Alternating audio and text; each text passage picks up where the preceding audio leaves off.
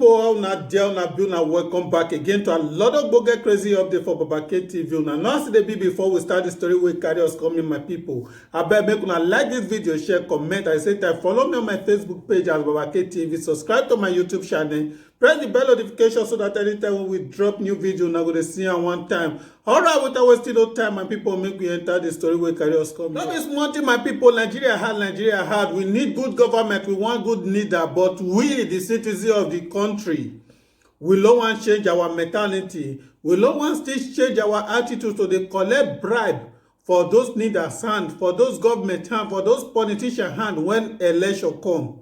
See this Alabra state governorship election wey be say dey come now, wey be say everybody don dey cry for the country, how things dey happen. Everybody dey think say maybe na the government na there be the problem of the country. Well, we the citizens of the country, we don't want to change our mentality. We don't want to change our idea, our mentality of sharing, of selling our future just because of some kind of penny money wey be say that they give them when election take come. You don't want to change that your mentality of selling your vote in order to vote the right person, or in the name of say they don't give you small peanut.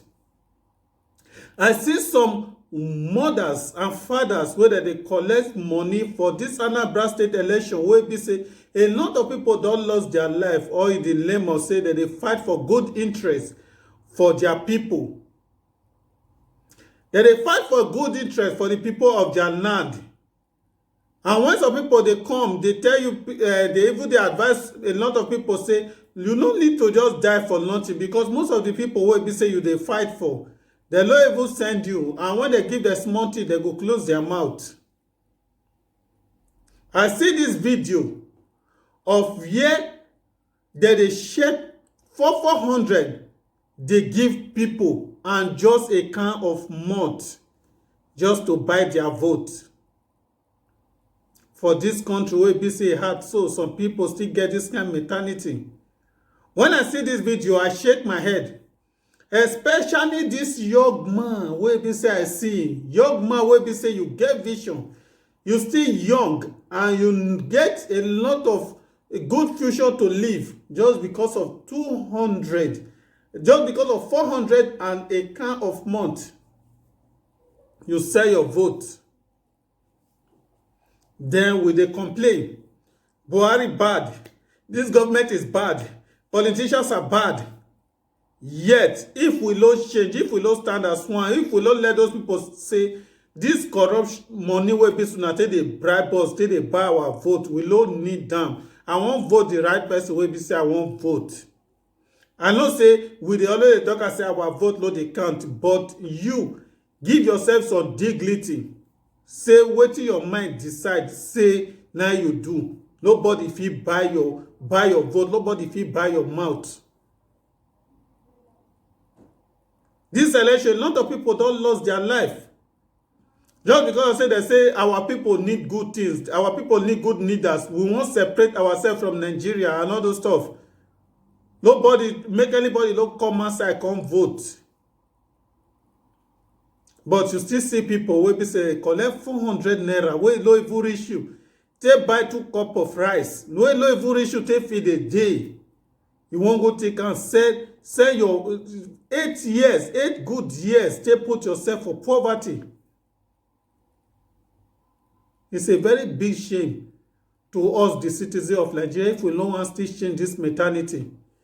The money wey you first shop for last vote, wey pass, money wey you first shop for last vote wey pass, you no even know wetin you even take and buy again, wey you dey suffer put today. And the self level still come your head say make you change that mentality. Maybe say if they even bring any amount money come give you, say make they take buy your vote, you no even need to collect am.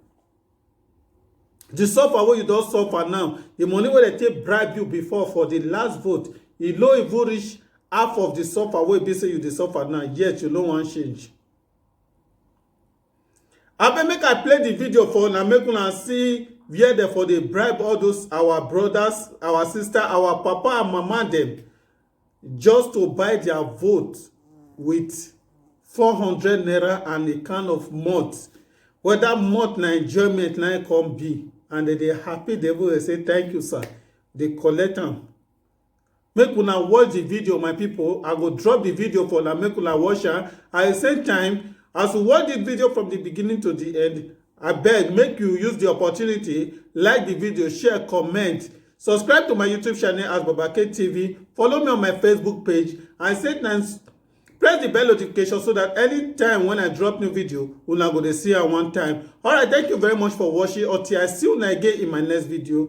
Peace.